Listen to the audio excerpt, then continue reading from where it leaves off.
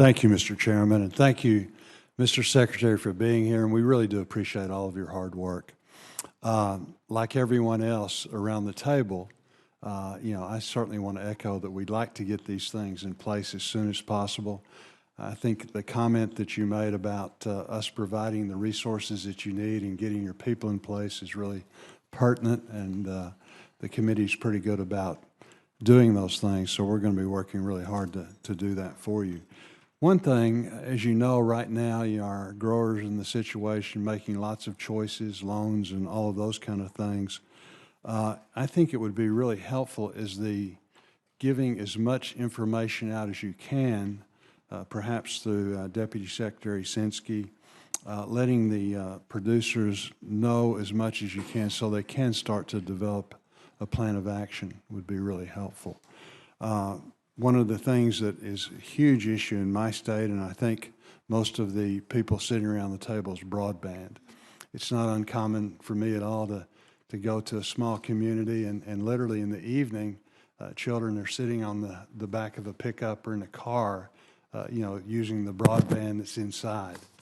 And so there's a lot of interest, lots of excitement about the potential to reconnect the new program there. Can you talk a little bit about that and see how you feel like that might help us solve some of those problems? I think regarding rural prosperity, Senator, the topic you've suggested has, in my opinion, one of the best chances of transformative change from rural poverty, bridging the urban-rural divide that we see continue to be exacerbated across the country.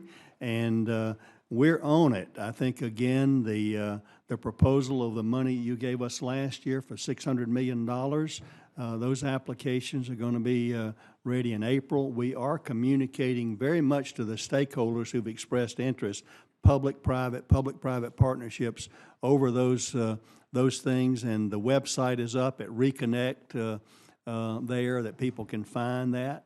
And there's been an immense interest in that. My goal in doing that was to administer that and deploy those resources in a way that you all trusted us to do more, because we need a moonshot about broadband connectivity across this country in order to do the things that we think will bring our nation back together from a rural-urban perspective. And I appreciate you mentioning it. There's so much interest and excitement among states out here that way. We want to do you proud. Well, we appreciate that, and again, I think your words would be echoed by everyone around this table as to how important it is. So thank you for your leadership in that area. In regard to trade, and that's something else that I think we're all concerned about. We appreciate the hard work on China, the efforts that's being made there. We seem to be moving in the right direction. One of my concerns is that we work so hard in that area that we forget about places like Japan, and which is so very important to the beef industry, the pig industry, things like that. Can you talk a little bit about that and how the tariffs now are making it such that we're starting to lose market shares that we've worked so hard to get to other places? Can you talk a little bit about how that's progressing? Certainly. The threat is real. Obviously, TPP will begin to be implemented this spring.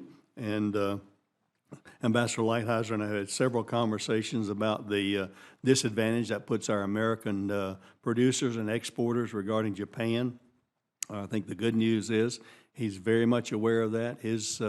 His strategy is to really do a FTA with Japan dealing with agricultural issues, the goal being certainly to be equivalent or plus TPP provisions in agriculture that would put us in even stead with any other nation in the world. Japan's a huge market, typically in the top 5.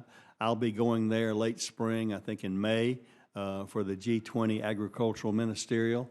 We plan to make that a sales trip as well. So while most of the attention and press has been on China, Japan is right underneath the surface as far as a necessary sales destination. No, we appreciate that so much. I know in Arkansas, probably over 40% of the crop grown is exported, as you know better than anybody. So, thank you, Mr. Chairman.